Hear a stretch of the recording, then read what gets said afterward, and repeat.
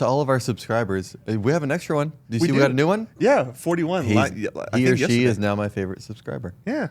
Welcome. So to you and everybody else, all the other subscribers, the OGs, who would you say is the villain of the crew? Probably me. The villain of the crew. Yeah, if there was like if there was someone who like created chaos or havoc or was like the mastermind, even if the three of us aren't aware of it because they're that much of a mastermind, who would be the villain of this crew? I mean, you are wearing red and he's wearing like white. So. That's true. That's true. So you'd probably be the villain. Jen would probably be the superhero, and I'd be the damsel in distress. What? Hey, I'm just saying. I am Welcome not. to Break Check. Welcome to Break Check, everybody. We need to do a shirt with Jason as the damsel in the tower, and me With the locks of- me standing guard at the door of the tower. And I'm climbing up the tower. Yeah. No, I think you can hero. You could be a hero. I could maybe be a hero. I believe in you. I got some extra weight to carry around. To throw around. Yeah. To protect you. Hey, Yeah, I can fall it on worked for people. Little John. Well, they called me Little John. Little John. Little John. But don't let my name fool you. In real life, very big. Very big. Stupid. I love I'll that movie. take your word for it. That was in that little like banter back and forth when he goes, "I'll take your word for it." Yeah. That was. You're looking at the guy. Yeah. That was great. It's so great. It's like, now let me pass. Yeah. No. I love it when he falls in the river. Help me! I'm I drowning! can't swim. I'm drowning! I can't swim. And If you don't know this movie, I'm sorry. You need Yeah. to. Oh, one of I my don't even want to. I all-time don't even want to favorites. tell them the title. They just need to earn it. Yeah. oh. Yeah, Yeah. one of my all-time favorites. So good. Oh, great! So, what I want to talk about this week is an update to Tesla Turmoil. An update to An it. update. Oh, boy. Dude, we're not. We haven't. We're at the very end of 2 months in, and there is so much Right? already happening. What's going on with Tesla?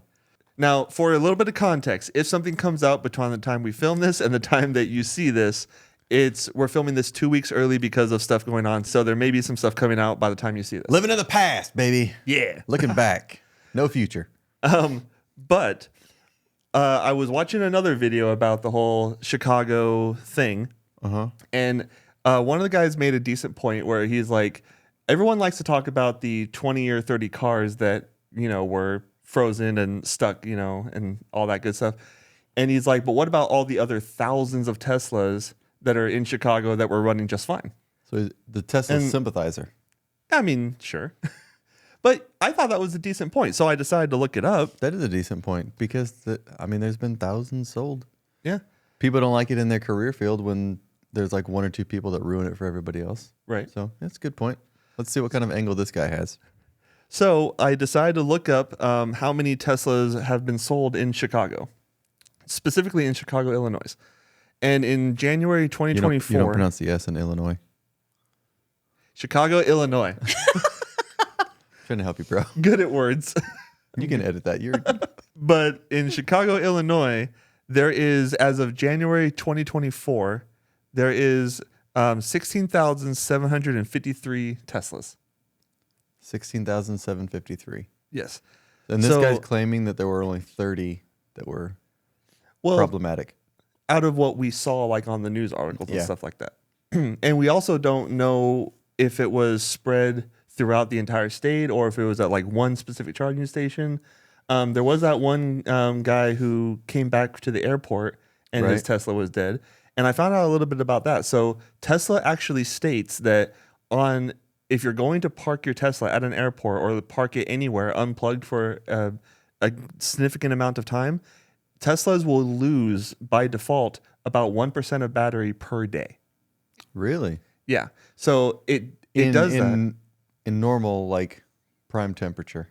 Yeah, just in any temperature. It loses So if by it's- default. So if it's like significantly cold like it was in Chicago that time, Exactly. it's going to probably lose more than 1% a day. Exactly. So because Teslas do have a system to keep the battery at optimal temperature, well, not optimal temperature. So when a Tesla is in storage, This sounds like you've done like actual research. I've done Like you are actual Googling. Like you are like breaking down under the weight of all these people who are commenting, saying you need to learn more about Tesla. But I highly doubt they sound like rednecks. Well, I felt that when we talked about Tesla Turmoil, that it was a little one-sided. Because we were focusing on the bad stuff that happened. So I thought, maybe I should do an update video talking about more of like, the other side of the story. Mm-hmm. So that's kind of what I was thinking. I guess that's fair. I mean, I guess it's all of our channel. I'm just kidding. It's a joke. No, it's good. We should.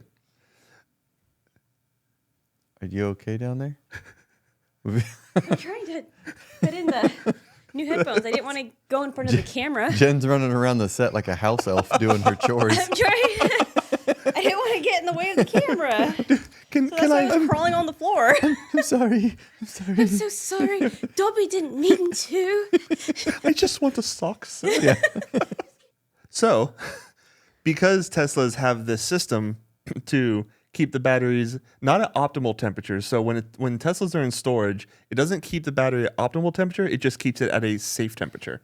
So what I found was apparently if it gets below negative 22 degrees, it can actually damage the battery chemistry of the Tesla or of probably any EV car for that matter. Kind of like the chemistry of the components within the battery? Yes. So the chemistry like of the physical battery itself. Right. So Tesla recommends that if it's not to put the car unplugged in negative 22 degree weather for more than 24 hours.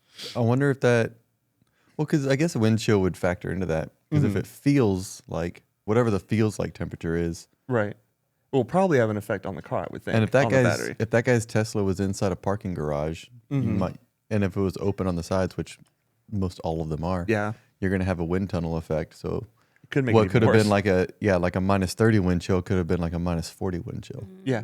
And even if it's just below zero or like below freezing, it's still going to try to heat itself a little bit because it's not going to be able to accept a charge when it gets to that, cold of a temperature. Especially if the chemistry's been damaged. Right. So there's a lot of factors that could have potentially damaged the batteries or just caused them to drain faster than people were expecting. It makes me curious if, due to the nature of that, like that's just the nature of batteries. That's just the nature of it. Mm-hmm. I'm wondering if because it's a nature accepted risk in buying something like that, right? If Tesla or any EV manufacturer is like, hey, that's a risk you had to take, or if they're going to do some sort of compensation or warranty coverage or something. Yeah. I haven't seen anything about that. I don't know if any of these Teslas were permanently damaged. Mm-hmm. So I bring up all this because a lot of people are thinking that the Teslas that were broken down that had to be towed and stuff was potentially a lack of knowledge of the driver. Mm-hmm. So if you are to preheat the battery and do everything that Tesla recommends, or any EV manufacturer recommends for that matter, you should be okay even in extreme cold temperatures. Which means Tesla wouldn't help out with all these people's damage because if you did what you should, and if you understand how to properly utilize that vehicle, right? It's like a normal car where they recommend. Back in the day, they recommended like every 3,000 miles change your oil. Yeah. But if you change it every 15,000 miles, and then you had some unfortunate things happen to your motor, the manufacturer's going to be like, well, you didn't follow what you needed to follow. Right. It won't be covered under warranty. I'll bet you the Tesla would be like, sorry, you should have followed the guidelines on how to properly care for your vehicle. Right. No, that's a good point. And so the reason why I bring that up specifically is because Norway gets very cold. They're pretty regularly. Like, if I remember, I was going to say, let's see, Norway temperature in winter. The temperature is mostly lower and might sink down to 10 degrees below 0 Celsius. Some places can even experience a bone-chilling minus 40 degrees Celsius. What is that in Fahrenheit? Do we know? I was just thinking that. We're like one of two nations that don't use the metric system. So 10 degrees Celsius is 50 degrees Fahrenheit. Thanks, pirates. If you don't know why America doesn't use metric system, it's because of pirates. Arr. Yeah, like real pirates. Oh. Which Jen is very representative of. Arr. I had a spider bite a week and a half ago, like on my hand. I don't know if you can still see it. Like, well, you can see it. Oh yeah. But I don't know if they can see it. Oh, that was a spider bite? Yeah, and like it was all swollen up and red and hard, and we put a circle around it because we weren't sure if it was a brown recluse or I think it was just a wolf spider. Oh. But one of the kids at church, they're like, "What happened to your hand, Mr. Richard?" And I was like, "I think it's a spider bite. It'll be cool though." They're like, you gonna be okay?" I was like, "Well, hey, bright side. If I lose my hand, I could be Captain Hook every year for Halloween." They're like, they looked at me like, "Why would you think that?" Like, you're the kid. You're supposed to have the imagination. There's always a silver lining. Yeah. It's like those kids. What was that psychologist who was asking the kids about the elephant? Oh, yeah. A psychologist asked a bunch of kids, how do you fit an elephant in a refrigerator? Well, and he asked parents as well. Yes, he asked the adults first, I think. And the adults are like, well, if you like cut up and like maybe dry, like the adults are trying to come up with like this whole like plan of how you would fit an elephant in a refrigerator. Yeah. And the kid said, open the door and put it in. Yeah, open it and put it in. Yeah, duh. But a real world example of that, which I thought was really cool, is I heard a story about a semi truck that went under a low bridge and got stuck, and because obviously the bridge is too low, just semi. Not that needed to be explaining, but I thought it was a length problem. Right? Darn. But the firefighters and police officers, like the truck, they couldn't. It was wedged so tightly that they couldn't pull it out. Like the tow truck couldn't move it. The truck couldn't pull it or push itself out under its own power. Sawzall, baby. Right. So they were trying to figure out, what was the most effective way to get the truck out of the bridge. And this guy on the side with his kid was like, "Hey, officer, can I talk to you?" And the officer came over and he's like, "I don't know how to go about this, but my son came up with an idea for how to get your truck how to get the truck out of the bridge." And he's like, "Okay, what's that?" And the kid goes, "Why don't you just take the air out of the tires?" That's genius. Yeah. You need to lower it down a little bit. Just take the air out. Yeah. I was like, That is, I'm telling you, don't overlook your kids. Like, right? The simplicity of the way their minds think is. We Incredible. always make things so complex. Yeah. And kids are like, "This is simple. Just do that." Yeah, Yeah. it's like, what's the problem? That's great. Just take the air out of the tires. Dang it, man. Officer, I don't know how to say this because my 4-year-old makes us all look stupid. Right? I don't know how to go about this because I'm kind of retarded looking now. This isn't on camera, right? Right? But I just thought that was a great story. So, Well, what's the Celsius conversion? so negative 40 degrees Celsius is apparently negative 40 degrees Fahrenheit. Wait, what? How does that work? Wait. So it says the formula is negative 40C times 9-5 plus 32 equals negative 40 degrees Fahrenheit. What? That doesn't. I don't do math, Yeah. but that doesn't make sense. No, it does not. So what if I do negative 2 30? plus 2 equals 22. So negative 39 degrees Fahrenheit is 38.2 degrees, or negative 39 degrees Celsius is negative 38.2 degrees Fahrenheit. Something's not mathing right. Hey, Or maybe it's just really early in the morning. This is not us. hearing. This is not us today. We're trying to do the right thing here. We are. This is Google's fault. You can see it for yourself. Wow. Did you Google it right? 10 degrees C to F to Fahrenheit. Yeah, C to F. It's a simple conversion from C to F. But I bring up Norway not only because it's cold, but No way. Whoa, Reaganomics. Reaganomics, bro. No way. Norway, it's cold in Norway. So they have actually, I found out, the highest rate of adoption in the world as of like December last year. Of humans? Of humans. Hey, what? They have the highest rate of EV adoption in the world. Wait, no, apparently. no, Wait, hang on. you said people. You just said of humans. Yeah. Yeah, of the human population in the world. That's not the No, way. that's not how you. That's not the way it That's was not how phrased. You didn't order that right. You just said they have the highest rate of adoption. I'm like, of humans, humans? as in adopting human beings. Yeah. And I was Oh. about to give Norway massive props, be like, awesome job. And you're like, yeah, yes. And you confirmed it. I was like, Yeah, oh, wow. EV Yeah. adoption. Yeah, they have the highest rate of adoption of We're EV talking adoption. about Teslas here. Your communication right there was really bad. We thought it was people adoption, not of EVs. Why So- don't you just say they purchased the most EVs? Yeah, there's no orphan EVs out there. Hey, justice for Jason, all right? I need to change We should have my a shirt shirt. that says, I adopted a car. I adopted a car today. Adopt your EV. I adopted a manual There's- today.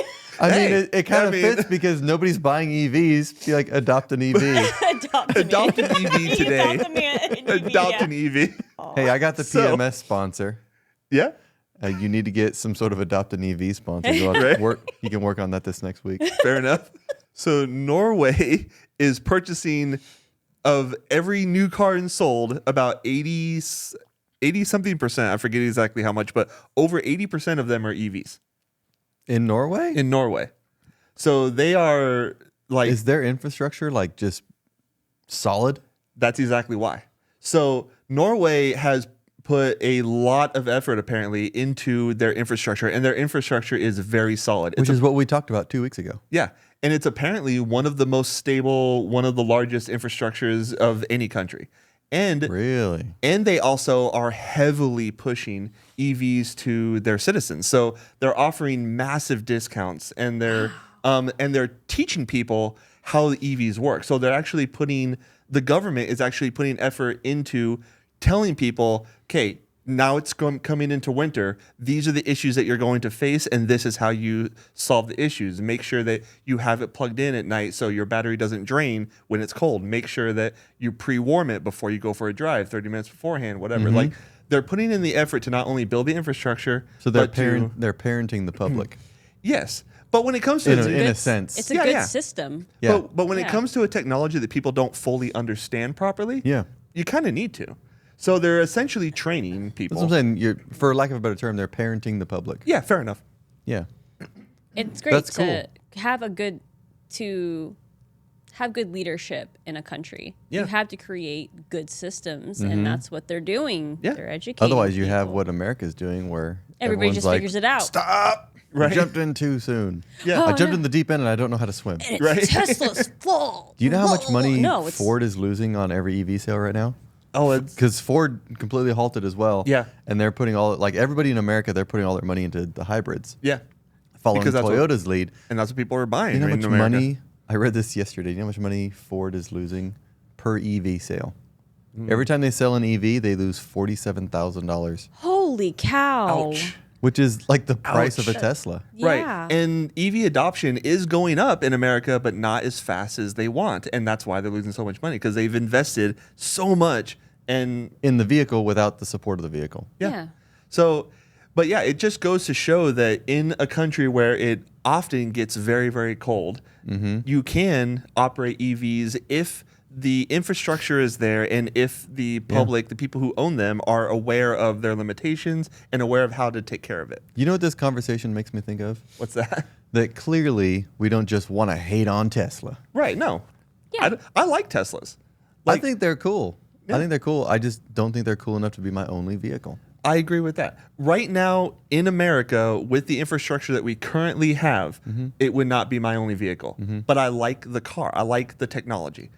I still don't want EVs to take over performance fun cars. I don't want that to happen because you just lose the soul. Yeah, I think there's a place for like EV racing. Yeah, I think it should be a separate Like division. like an electric Formula One would be cool, but Yeah. don't take away the ICE Formula One cars. Right. Just have it as like another category or something. Yeah, like I was thinking about even like off-roading, like like rock crawlers. Like you're getting up like a difficult rock or something like that, and and you hit that throttle to get up that climb or to make that climb. The car almost like embraces your similar emotion because you're like, oh come on, and then the car's like, raw, Well, It's like- yeah, when you you're get doing that like that- emotion, When you're rock crawling, a really good technique that a lot of people, it takes some time to get used to it or to master it, is to double foot your pedals. So you can do this in an automatic. You have to 3-pedal it if you have a clutch, but you hold constant pressure on your throttle, and you just hold it at a good RPM, like 2,000 RPMs or 3, depending on what you're climbing, and then you use your left foot to modulate the brake. Oh, okay. So that way you're always got a loaded torque. You're preloading your vehicle, because a lot of people make the mistake, if you watch off-roading videos, they'll be trying to climb something, and you hear them hit the gas, and then it takes a second for it to go. Yeah. And then as they start, you're like, okay, they're almost up over that rock, and then they get off the throttle because they feel like they're cresting it. Right. And then it rolls back, and so they're constantly doing this with the gas pedal. Yep. Yeah. So that makes sense. with a EV, you have 100% torque, 100% power. Right. From the get-go. You don't have to build it up like in a combustion motor. True. And so you can do that with one foot. You can push on the gas or the throttle. Yeah. And you'll have all that torque where you don't have to preload it like in a manual, like in a gas engine. Right. And I think that's kind of my the reason why I don't want to see EVs take over like the fun side of cars. Like the practical side of cars, I think EVs make a lot of sense in a lot of ways. But the fun side of cars, I don't want to see EVs take over, because even though like an electric truck may make rock climbing easier, because like you said, you don't have to wait for the engine to spool up, and you also, with an electric motor, like as soon as you let off the brake, the computer could detect that you're at an angle, and it could like lock the wheel to prevent you from rolling back. So the technology could make it very easy, but that's kind of the problem. Like making it easy is the problem. Like what I love about motorsport and what I love about the fun side of the automotive world is the challenge, is the skill. Like a manual transmission. Like the reason why I love manual transmissions is because when you're racing, you have to what's the term called? I can't remember now.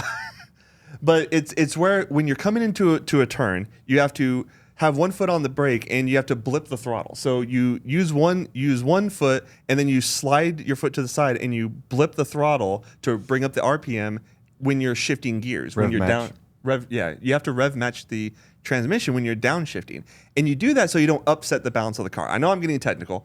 I was explaining that. So my 16-year-old stepson, the car that he's driving with right now is it's a pony Mustang. It's not a real Mustang, but it's a 6-cylinder Mustang, like a 2000, I think, Mustang, but it's a 5-speed. Nice. And I was talking to him while he was driving it, and I said, hey man, do you enjoy driving this? Is it fun for you? Because he's actually picked up on it really, really good. Awesome. And nice. he goes, yeah. He goes, it's a lot more fun than driving Mom's Atlas, because he goes, I'm engaged. He goes, like, it gives me something to do while I'm driving. Yeah. Which I think is something that, if you look at the generation of today's kids, right, they're always wanting something to fidget with and something to do. True. So true. maybe that could be something, like, joking aside of the whole PMS thing, but that could be something to give kids to do, because their brains are so overly stimulated nowadays. Yeah. That if you're just putting them in a car where you don't have to do anything, where they're making everything so easy that all they have to do is sit there, That's their true. brains are wanting to be stimulated, wanting to do something. And then so that manual could give them, a sense of, I have something to do. Yeah. I have something to fidget with, if you will. And so maybe manuals could come back to help kids deal with that stimulation. Right. Overstimulating. Overstimulation problem. Yeah. And that does make a lot of sense, because I'm solving world's problems right now. You don't want your mind to like wander and like, especially while you're driving. When you're driving, you need to be focused. So that's a good point. Like that would help, keep your mind on the task at hand. And it does. Like, but plus it's so much more enjoyable. Yeah, it's and again, like the skill that it takes to do these tasks is what I really admire. Like, if you make a car so easy to drive fast, then it just kind of becomes like a roller coaster. You're just kind of there for the ride. You're not really engaged and involved. Like, it's the skill that I really admire. If you're somebody who loves cooking, for example, like a lot of people have a passion for cooking. Yeah. And then you suggest to them, hey, why don't you just throw it in the microwave? The look that you would get. Because yes, you can make the exact same thing. Like, I can make pizza rolls in the oven, and it requires time. And I mean, it's really easy because you just turn it on, preheat it, but you have patience. It takes the time. Or I can throw them in the microwave and get it's the same product, tastes different texture. Yeah. But yeah, if you suggest to somebody, hey, make this deal and they want to cook it and they're passionate about cooking, and you suggest to them, hey, I can make that same dish, but in the microwave in 2 minutes, they would want to stab you with the knife in the kitchen. Right. It's the same thing with cars. Yeah. So, I mean, I talk about EVs and I like the EV technology, but in my heart, when it comes to the joy of driving, I'm still a petrol guy or petrol. I'm still love fuel. Yeah, you love petrol. I will add on to, and it doesn't really go, I guess it kind of goes with the car thing, but I have a feeling that if technology makes things so convenient, we were watching a video about something like this yesterday. If technology makes things so convenient, people's brains are going to start to atrophy. And people are not going to get that stimulation that they need to get. And it's like, for example, when you see, senior citizens in homes, they constantly have people just kind of squeeze a squeeze ball. Yeah. Because it gives their brains some type of stimulation. Right. Once they stop squeezing that ball, you start seeing their Alzheimer's and their dementia take over them so fast. Yeah. And there was a story that I heard from this entrepreneur that I follow. He said that he would talk to his grandpa and he would visit him 3 times a week. And then I think his grandpa was in his 90s or something. But then when he moved, his grandfather ended up just going downhill so fast. He passed away the next few months. But I feel like that it's good to have. I think it's good to have both sides when it comes to the car because it helps to stimulate people's minds. Right. When it comes to technology, it's always good to make sure that we still have that stimulation. I know we want to make everything convenient for everybody, but we also don't want to become like the world of WALL-E. Right. We don't want to be just people sitting in a chair, drinking a freaking supersized drink, all these things everywhere. Nobody's paying attention.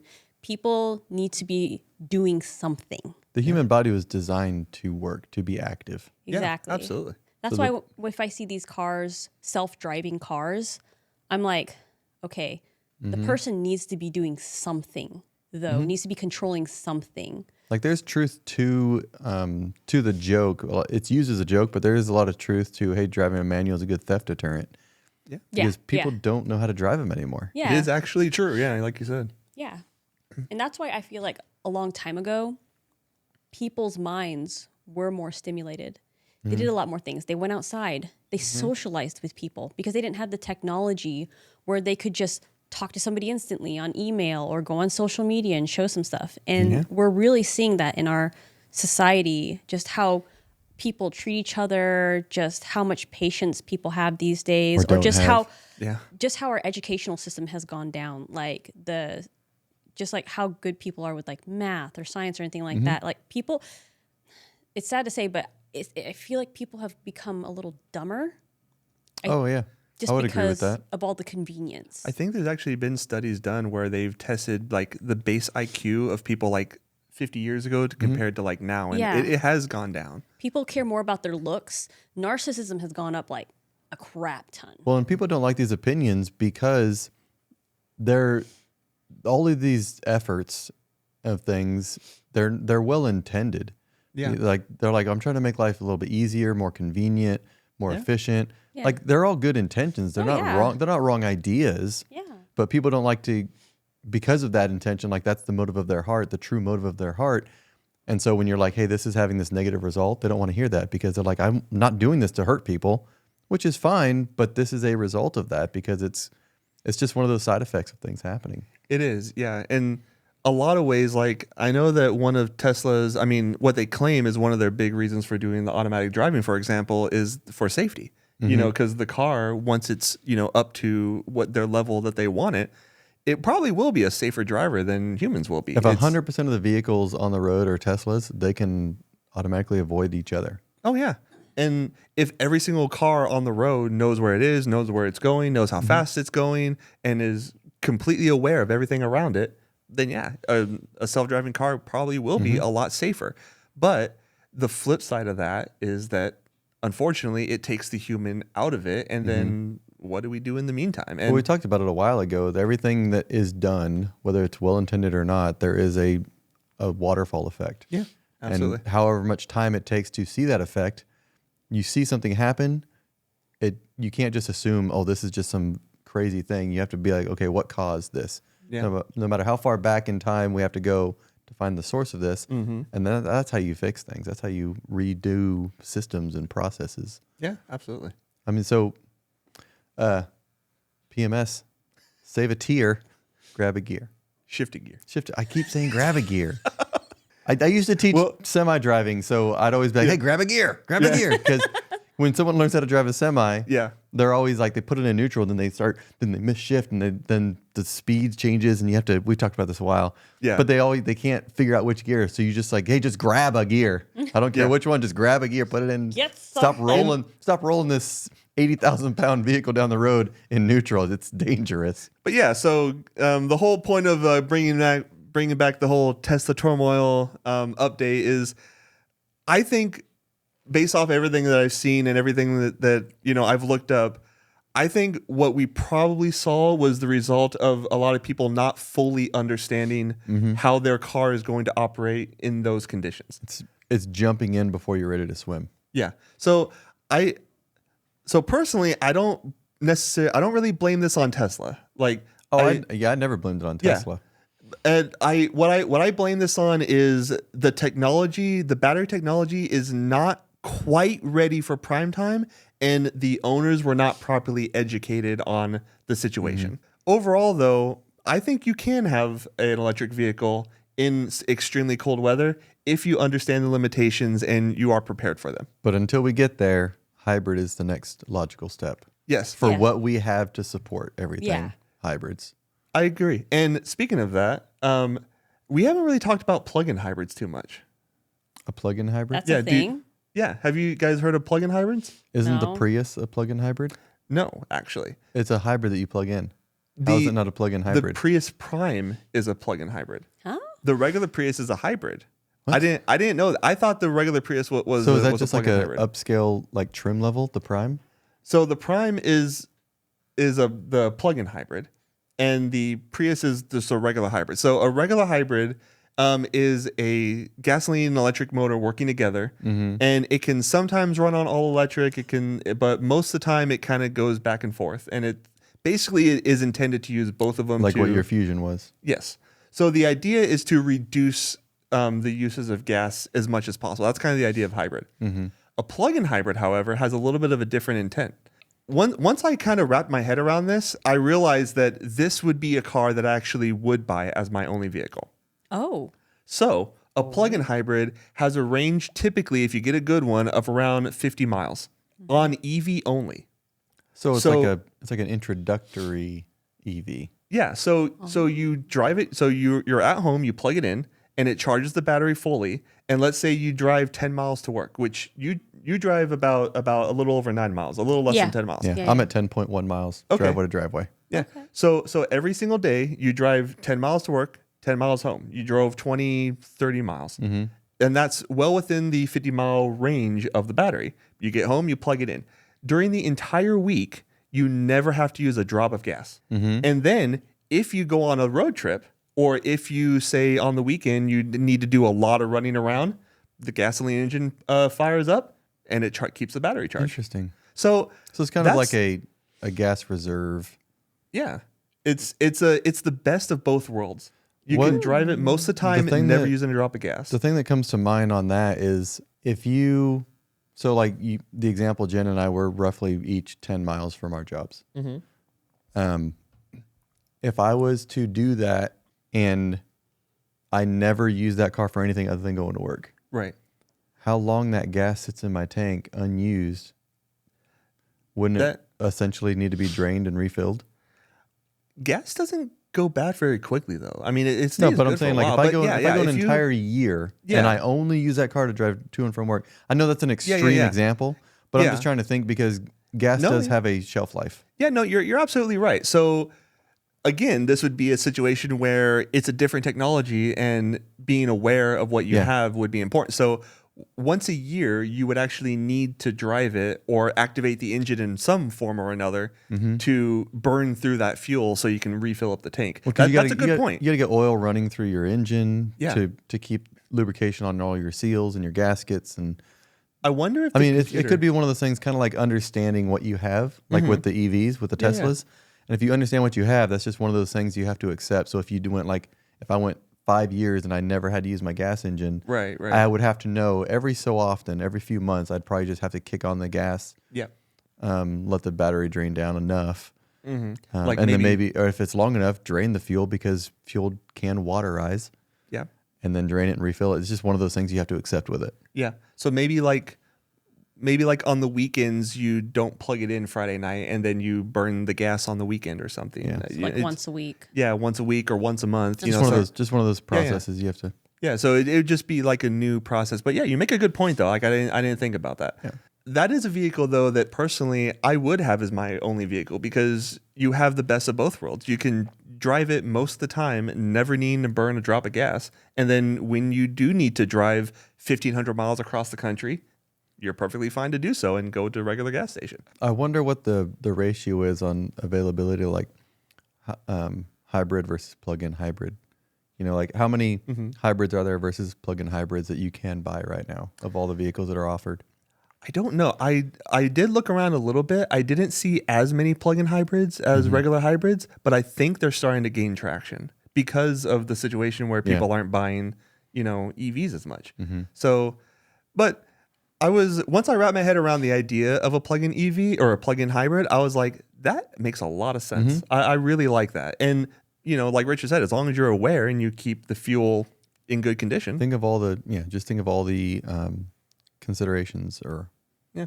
I wouldn't avoid necessarily a new technology of just make sure you understand the new technology because you don't want to be in a situation where it's negative 35-degree wind chill and you're stuck somewhere. If you understand the technology you have, like we all think that gasoline cars, are the best technology, but that's mainly because we understand the technology. It's been around for so long. Yeah. Like you're basically raised to understand the technology. You go with your parents and go get fuel and It's like our kids nowadays when they're trying to do their homework or they're trying to do schoolwork. And they're like, oh, I don't want to Google this, or how do I find this? I'm like, yeah, bro, I said I'd use Encyclopedia Britannica. Right?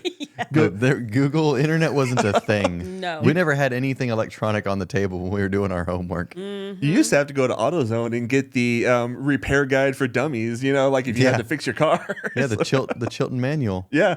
I still have one for the Wildcat. Nice. Or you go out and ask somebody, you have to socialize. Oh, no. Oh. I think that's fun. Yeah.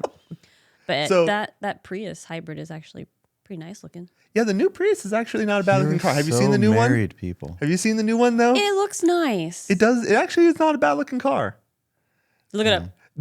I don't like the reputation of Prius because of what they originally was, but the actual car is actually not bad. Or the new one's not bad. It's kind of purty. The 2024 Prius. Yeah, 2024 Prius. Prime. Or the Prius Prime is the plug-in hybrid. That's what I looked at. It's the Prius Prime. I'm like, Yeah. ooh, that's pretty nice.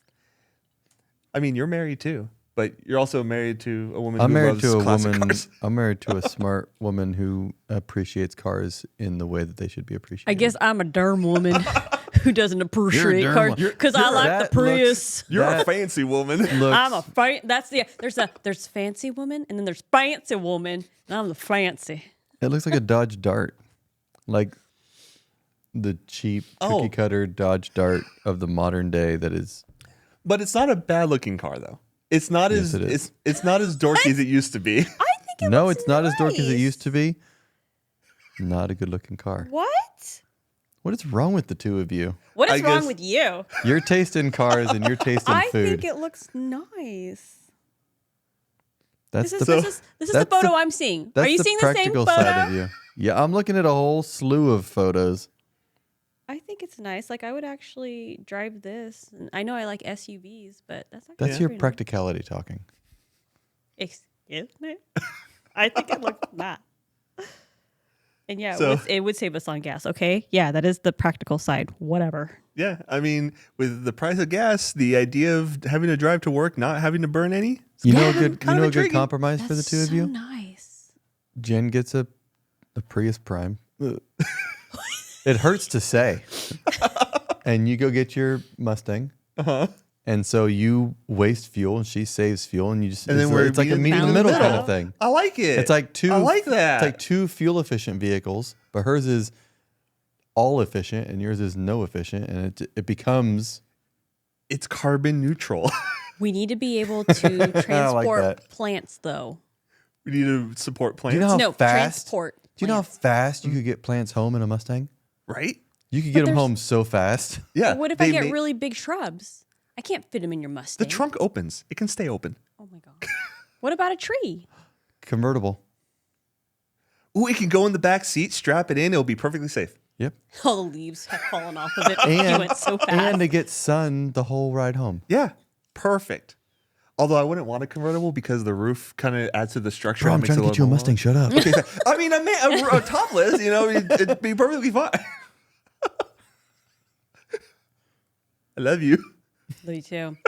But going back to that EV thing, the educational thing, I think that Is that what EV stands for? Educational vehicle? yeah, educational vehicle. Shut up. Anywho, I think that some people, well, not some people. I think everybody who wants to get an EV, that there should be, and I know that people would have a hissy fit about it, that it should be required to watch some educational stuff before you can get the vehicle, because you can give them the manual. Most people are gonna be like, Yeah. "Nah, I'm not gonna read it." It never comes out of the package. Never comes out of the package. Still brand Well, spanking new. they're so thick now. Yeah. Like I the know. manuals are just.